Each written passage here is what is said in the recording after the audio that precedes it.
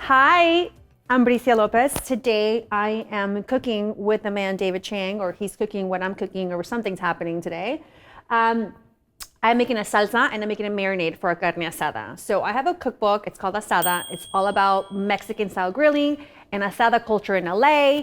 There's no asada without a great salsa. I'm gonna make an induction friendly asada marinade for my meat. We're gonna put all this goodness on the meat. So for this marinade, it's honestly just combining all the spices together with a little bit of beer and then putting the meat on top. Just like, again, a lot of spices, a lot of citrus, just to like give you that carniceria feel. We're gonna do grapeseed oil first, vinegar, then Mexicans love a nice Worcestershire sauce, a little bit of cumin, paprika, pepper, crushed pepper. Come on, pepper, crush. Mexican oregano. Make sure it's Mexican oregano, please. It does make a difference, I promise you.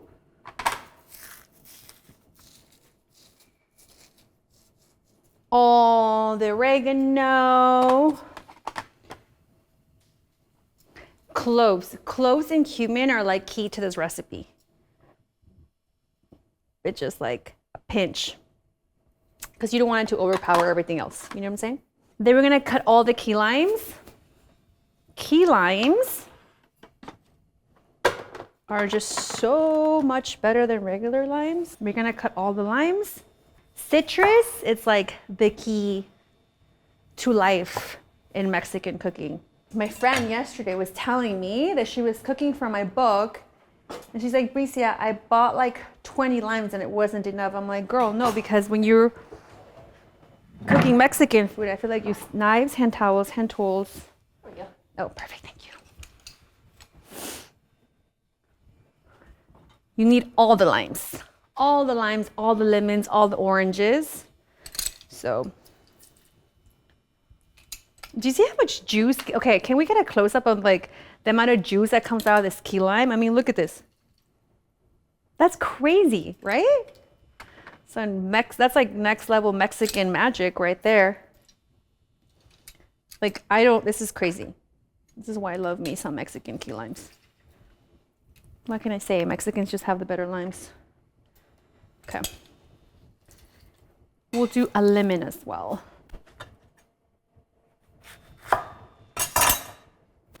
This one I'll just pass through here to catch all the seeds. Perfect. Then we will crush all the garlic, onion. So like this is the base of what you want. All the juice, all the base. This is like what you're gonna cover your meat with. And then we're gonna crush all these other vegetables on top and herbs. So here, we'll just add or cilantro, green onions. I always just like to give them just a nice little squeeze, just so it can get some of those juices going. Rip them apart. A few serranos. These I'll just slice in half. Obviously keep the seeds on, because this is really gonna penetrate through the meat. Mix all of this together. We're gonna put our meat in here. Oh, and obviously garlic. You want all the garlic in the world. Also, if you don't like garlic, it's probably gonna be a thing where you and I can be friends, because how can you not like garlic, especially on meat? Okay, garlic. I'm gonna put the meat on it, and then I'm just gonna finish it with the beer at the end. It's like a thing we do. Oh, you guys wanna see my magic trick? If you don't have a can opener, get yourself a nice spoon. You ready for this? For my party trick? Oh, that should have been through one. take a sip, and then the rest goes in the meat. Okay, let me get the meat. Another party trick. When you're marinating meat, like obviously overnight marinade is always like the move and what I always recommend. But every marinade in my book has been tested for a 30-minute mark. And that's about the time it takes for something out of the fridge to come to room temp, more or less.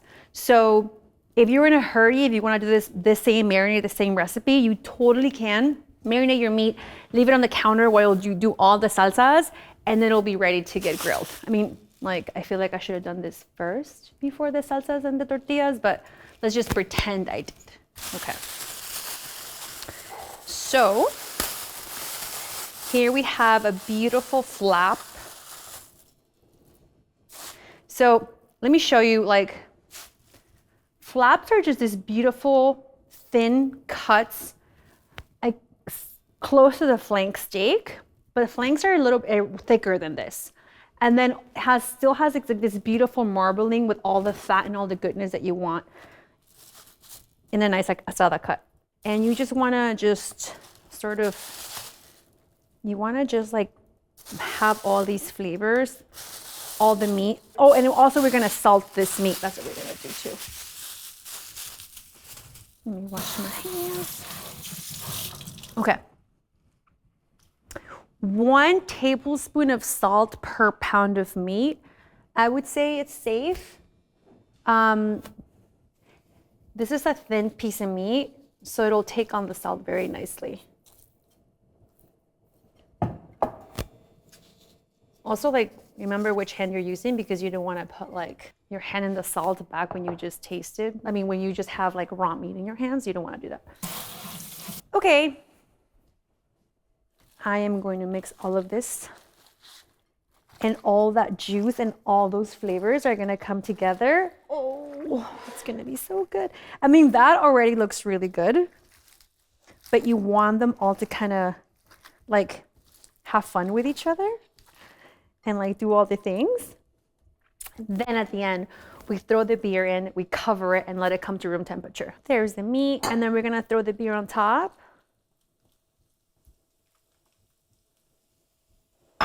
That's like maybe the secret of the flavor, and that's what I wanted to embody. Oh, and then since we have this like half lemon, just for fun, I'm just gonna slice it and just like have her live here for a bit. Okay, cool. So that'll come to room temperature, and then we'll grill it, and then we'll make beautiful asada tacos. I'm gonna char all the tomatillos and onion and garlic. And for the chiles, I'm gonna fry them. So we're gonna do like a half char, half fried situation, which is going to be lovely. So we're gonna char the tomatillos, the garlic, and the onion. And then I'm gonna fry all the chiles, and then I'm going to put them. Oh my God, can Bricia cut an onion? That's like the actual question. And then we're gonna put them in the processor. Onion, garlic, tomatillos. I am going to add grapeseed oil to this pan where we're gonna fry the chiles. So one of the salsas that's like very iconic to Mexico with fried chiles is like a salsa macha, where you fry pretty much everything, you grind it all together, you add pretty much everything like nuts and spices, and it becomes this like beautiful crisp. But there's something about like adding like that fried fatty element to a salsa. In Oaxaca, which is where I'm from, where I was born and raised, usually everything is smoked and charred to perfection, and the use of oil isn't something regularly that's used in a regular. When you come to a salsa, everything is always like charred right away. But I don't know, I feel like adding that fatty element, it's fun. So we have 3 chiles de árbol, which are spicy. We have a serrano. Like, seriously, don't use jalapenos anymore in your life. Serranos are the way to go. Like, break up with the jalapenos. And then we have chiles guajillos, and chile guajillo adds like a hint of sweetness, I think, to really any dish. So I like the combination of these three. 15 chiles de árbol might be a little too much. We'll see. You know, every time I have a salsa, like I have the recipe in my book, but I always tell people like use it as a guideline. Like don't get married to the idea of like that's the way it should be. I think that's the beauty of salsa is like that you can make it your own. So sometimes like I'll just throw everything together and then I'll blend it and then I'll taste like maybe she needs to be spicier, maybe she's fine. And it's like how I feel that day. Okay, grapeseed oil, avocado oil, great frying oils to be had. I also want to fry these individually. So we are going to start with the guajillos. And I'm going to get rid of the seeds because the guajillos have a lot of seeds. If you are doing this at home, like get gloves. Trust me, I'm gonna be fine. But if you are not used to cooking with chiles when you're handling these, no matter what, like gloves are the way to go. Okay, I'm gonna remove the stem from this chile and also take the seeds out. Also, like, don't go to the bathroom right after. That's just like a pro tip for anyone handling chiles or touch any babies. I'm not gonna be doing either anytime soon, so you know, just a little like tip for life. Okay, we're gonna add these and just making sure that they fry. And I guess I'm also gonna make a marinade for my carne asada. When I came up with this marinade in my mind, I wanted to recreate that carne asada cut and like that marinade that you get at a carniceria here in Los Angeles. So for all my LA people, you all know what I'm talking about. Like you want that citrus, hint of beer, like flavor that goes so well with a good tortilla and salsa. Okay, so I am frying the guajillos, and here's like, you need to really watch this part because you don't want any of this to be burned, like at all. It just needs to have a nice crisp edge. They kind of flip up, like the smell comes right away, and you don't want any like black bits. So for this one, here I'm on a level 3. I feel like this is like what's great about the induction because you can actually like keep track of the heat by numbers. So I get it, I feel it. Oh, see like this. This is not the vibe. This is what you're not gonna do. I'm gonna redo that one. Okay, this was great. Look at Bricia already burning her first chile. Okay, good thing that I have an extra guajillo. Don't tell anyone I did this, especially don't tell my mom. She's gonna come for me if she sees what I did. Ooh, my mom would be judging me so hard right now if she saw I burned the chile. Okay, here we go. I like this one. So this is like way too burnt. I mean, it still smells good, but I don't want to risk it. I'm feeding this to David and Chris. I want to make sure that it tastes really good. I want them to have me back. You know what I mean? Okay. We're going to do this slowly and super fast. Okay. There, that's a better one. And then like the skin just blisters a little bit. This is what you want. You want the oil. See how it like kind of like, como se dice, like it like kind of curled up and the veins sort of like start popping out and the color gets brighter. That's literally all you need. I was getting too like excited with the other ones. Okay, the chiles de árbol, those I am going to keep the seeds on, believe it or not. They are spicy. And these I'm gonna do in batches because I don't want them to burn. So I'm just gonna bring the oil towards me a little bit. Actually do it away from me. And then just drop the oil, just drop the chiles in the oil, submerge them almost like you're deep frying them. Move them around. This is a slotted spoon and that helps. Also because you wanna get them out of the oil. Here we go. They're puffing up. keep them away from you, because sometimes these things get crazy and wild, and again, they might jump at you. Here.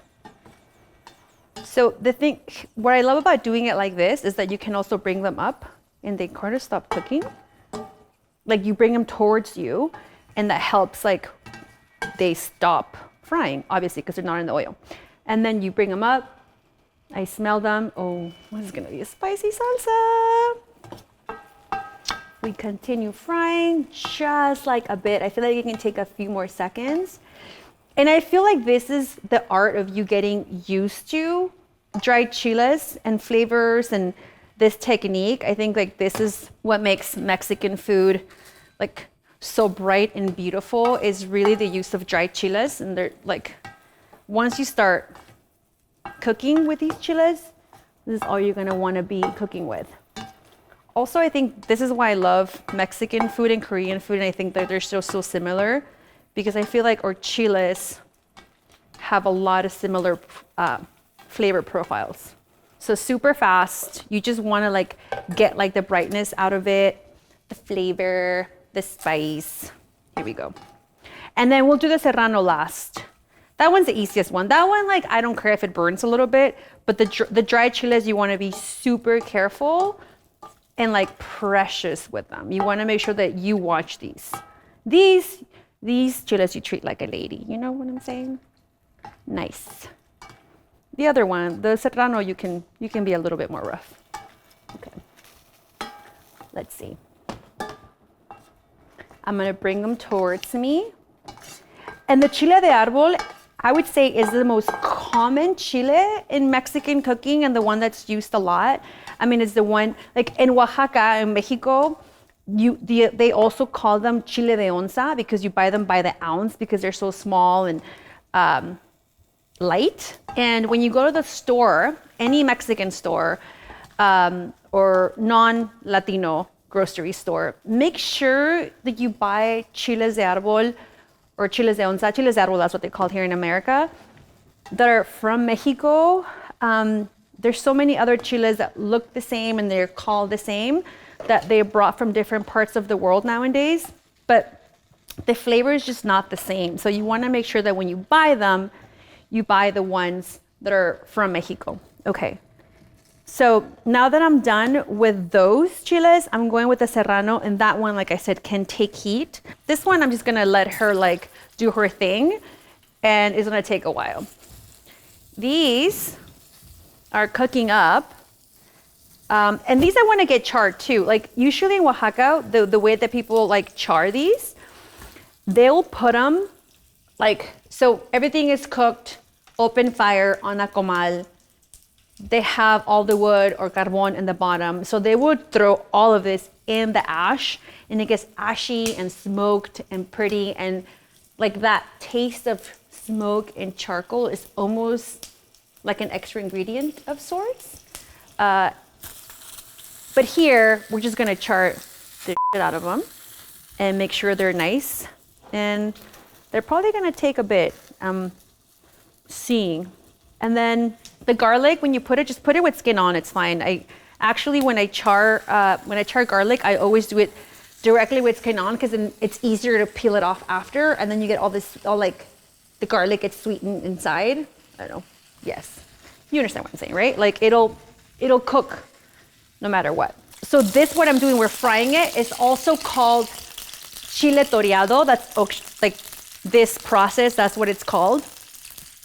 This is actually just a side dish in itself. So you can do this, fry some onions next to it. Get the onions out. Like my mouth is watering thinking about this. So get this chile out, get the onions, like fry everything together, cut it up, and just serve it like as a side dish with lime and salt. It's like the perfect like in-between bite with a taco or with any sort of dish that you have. It just adds like, you gotta do like one bite and one bite and one bite and one bite. And this is also one of the things that if you're in LA in the streets and you get a street hot dog, you know that the best hot dog stands are the ones that have the serranos, like the fried serranos with the onion. That's the move. This actually, like, you can order this as a side dish at my restaurant too. People just like a nice chile toreado. Okay, so we're gonna continue cooking these. This chiles, these tomatillos. So there's a couple of types of tomatillos too. We have, these are just, I would say like regular tomatillos. And then there are these smaller tomatillos that you can find in Mexican grocery stores called tomatillos milperos. And they're super tiny and they're different colors. Almost like if you look at a regular like Roma tomato and then you look at an heirloom tomato and you see that there's different colors in between, it's the same thing with tomatillos. The smaller, the purple ones just have so much more sweetness and they're great, but like a green tomatillo like this will work in the salsa too. So now I am going to just continue grilling these. And while these things cook, I think I'm gonna start making some tortillas.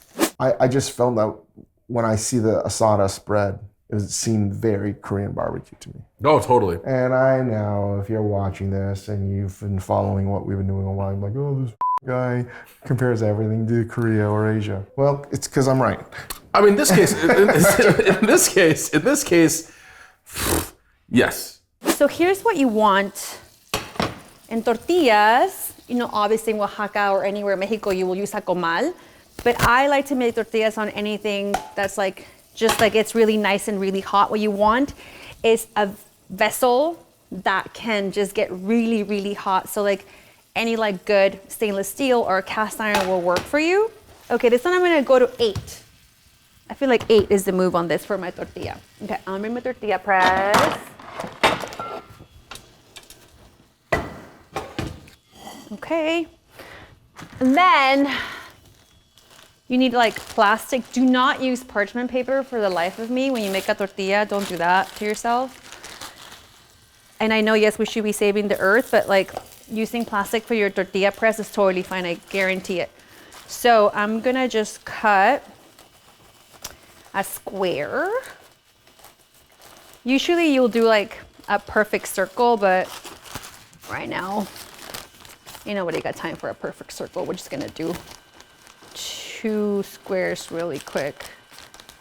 Plastic bag or, yeah, just use plastic bag will work.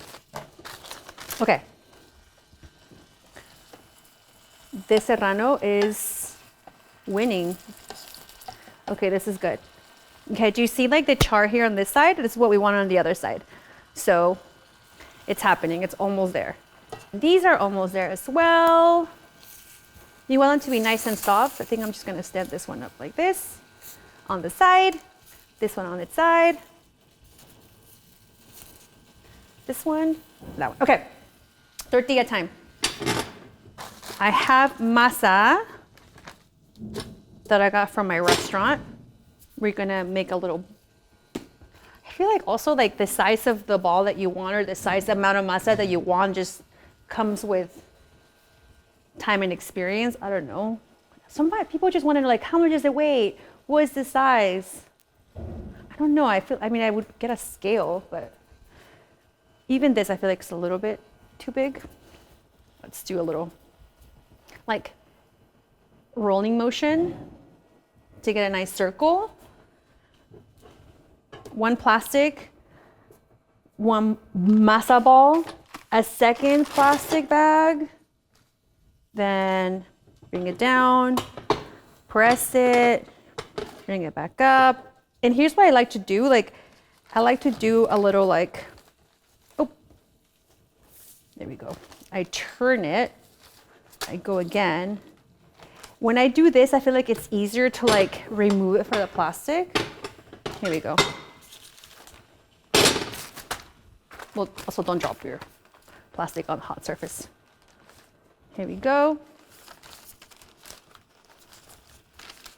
Oh my God, look at me messing up my tortilla. Okay, here we go. And then that will just lie right off. And if you have just like a very pliable piece of plastic, like that's why I don't like using parchment paper. Like I don't understand, like it just doesn't work. Okay, chile is done. I'm gonna remove the stem. Put that in there. And then just wait for these tomatillos to cook. Also, another thing you can do, you can just blast them on like the broiler at 500, turn them after a few minutes, and then they'll be ready to go too. Just want them to be cooked. Okay, the tortilla, once you start seeing like the tortilla lift from the outsides, that's like her telling you she's ready to be flipped. So that's it. And you give it a little pat, pat, pat. And I feel like when you pat, pat, pat, that's when like you get like that nice puff. That's just like my own personal theory. Okay, onion. Okay, basis of a salsa, onion, garlic, some sort of tomato, and whatever chiles you have on hand. And garlic and salt. That will always be, okay, see, look at this. Boom. Instead of like peeling the garlic yourself, just let the heat do its job. 2. Should I do 3? Let's do 3 and then taste it and maybe it needs more. Tortilla, flip over. I'm just gonna put these tomatillos in here, even though they're not fully cooked, but I'm sure it'll be great just for the sake of time. I mean, do I wanna like maybe fry one? I mean, why not? We already have the oil here. Maybe? Why not? Let's just do it. See? This is what happens when you get in the kitchen. You're like, maybe yes, maybe not. Yeah, why not? It'll do something. Oh, you see this puff of tortilla? There you go, see? In Mexico, when your tortilla puffs, it means you're gonna be a great wife. That's just like, I think people say. They're like, oh, your tortilla puff, that means you're ready to get married. Okay. Great. Tortilla number 1, done. Blend, well, salt. Salt. Anyone got salt? Oh, here. This fancy salt container. Okay, close this up. Okay, so always start low and then we can higher up right after. Oh, I know what happened. When I dropped the plastic on, it like stuck together. So be careful with your plastic bags or on heat. Okay, cool. So now we'll blend.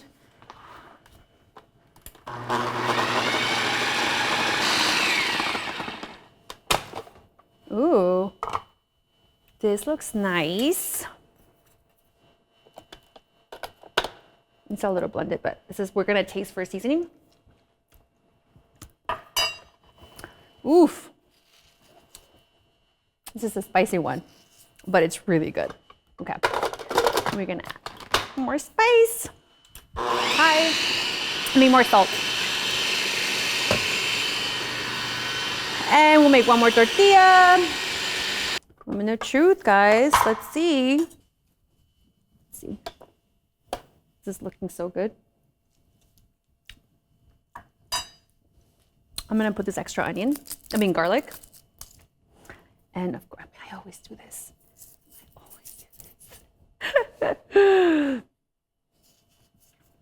It's gonna be really good.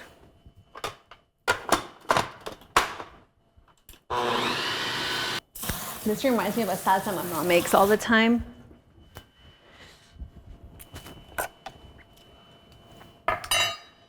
She's ready. She's spicy and she's coming for David Chang. That's what she's doing. So my meat is now fully marinated. It's perfect. It's beautiful. I forgot to chop up my onions. I was so excited. So I did that at the end. So we do have some sliced onions in there, aside from the spring onions / green onions. So I know that not everybody has the luxury of a space to have a grill at home. So I wanted to show you how easy it is to have the same experience of an asada with a cast iron or a really nice heavy, just like a nice heavy pan. Again, what you want is like that really, really high heat. So I'm gonna just go to the top, which is 9, and make sure it gets really, really, really hot, because what you're trying to mimic is just obviously fire. Another trick is just putting it on your broiler, 5 minutes on each side, even 4 minutes on each side, and it's great. Now here's the thing about asada. As you saw, the flap is very thin, right? So don't worry about like the medium rare or the rare or whatever. Like carne asada is just about the char, the crispy, the burnt edges. I want to say very similar to Korean barbecue. In fact, when you see a group of Mexicans eating at a Korean barbecue, I guarantee you everyone's waiting for the burnt edges. Like everyone is extra grilling those meats because we love that like burnt. Those burnt bits are the best. Char is very different than burned. Yeah. You know, it's a little bit what I would imagine like those that practice BDSM, right? There's a real difference between pain as pleasure versus just pain. I think that's the right analogy. Right. There's a difference. Char between, is BDSM of food. and the other is torture. Yeah. Char is the BDSM of food. Burning is torture. We did it once again. We're just breaking it down for you folks. Just making On our podcast the other day, we just came to the conclusion that sushi equals sex. Let me see which piece of meat is going to be the first. Oh, actually, here's what you want when you're doing your asada, okay? You want salt on the side. You want a lime on the side. This is a secret. Don't tell anybody that I'm showing you this secret. You bring it down. Before you flip it, you do want a little bit of this like lime juice on the top. Damn, this smells so good. And you always want to have a little salt.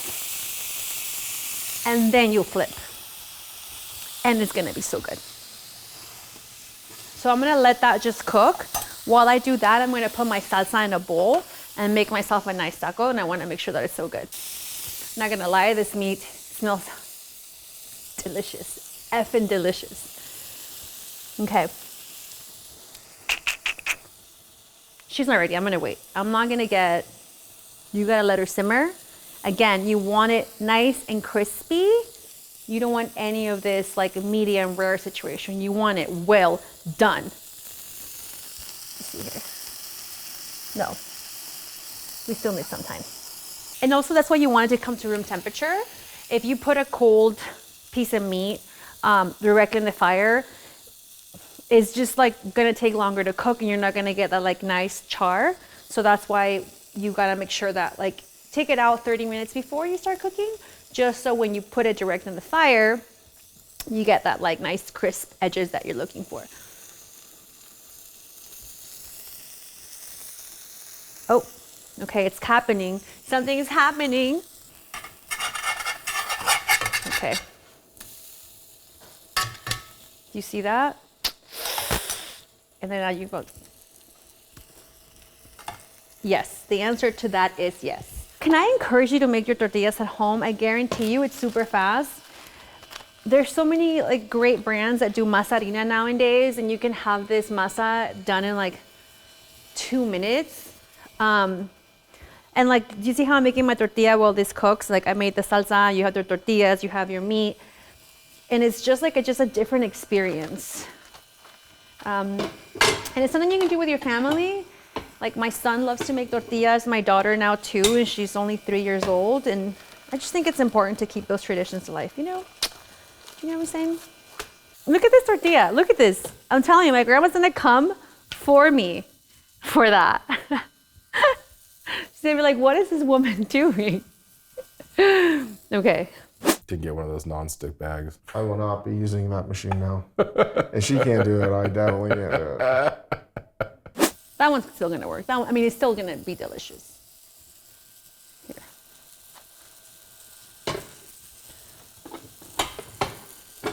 There you go. There he is. There she is. Oh, God. Let's pretend that one never happened.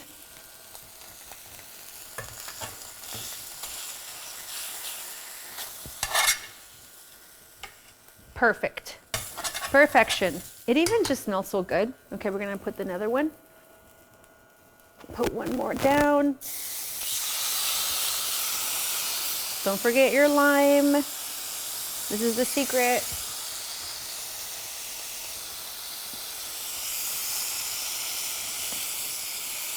Your salt.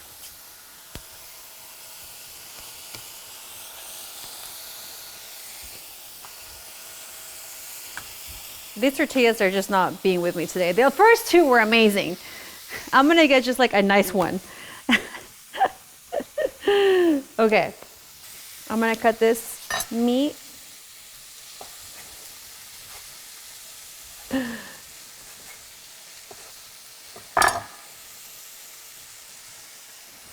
Add my salsa on top. I mean, extra lime always. Look at this. Guaranteed you're never gonna have a carne this, like a taco asada like this anywhere. I'm done. I f***ed up my tortilla, Chris. We're The first two look beautiful. They were. My grandma's coming after me. My grandma's gonna come for me so hard tonight. Grandma. Grandma, don't. Grandma. My mom is gonna divorce me, and I'm gonna get the stone from my family. Look at this. Listen, that's delicious. Let the record show that I did do 2 great tortillas. Just the fucking end I got to make. Delicious. Is it ugly delicious? Oh. I mean, that tortilla is ugly delicious. Amazing. Also, there's nothing more satisfying than eat to this. watching David, chef, eat food. I've seen you. I People have this said is this before. He's This is like probably the 3rd time. so good at I eating. put extra, that's gonna be spicy. Here's the thing. People have told me, like, Bricia, when you eat, it's like a thing you do. And it's not like I watch myself eat, you know? By watching you eat, I feel that's what people see when they see me eat. My wife said the same thing. She's like, when you eat, it makes it look more delicious. And I'm like, I've identified what it is. I've thought about this a lot. You guys eat freely. Yeah. There's no little bites. It's just like, I'm going for it. Oh, 100%. I eat like I'm dancing by myself. I'm eating by Eating myself. by myself. Yeah. Eating like no one's watching. Yes. That's actually like, yeah, you just like enjoy your bites, you know? And like your last bite of your life. How do you encourage people to make better tortillas at home, flour, corn, is getting the masa, right? Yeah, get them this. That's really it. Yeah, that's it. Okay, you gotta try that. Well, yeah. Oh, she's making this one. Here. Oh, here. Fucking hell.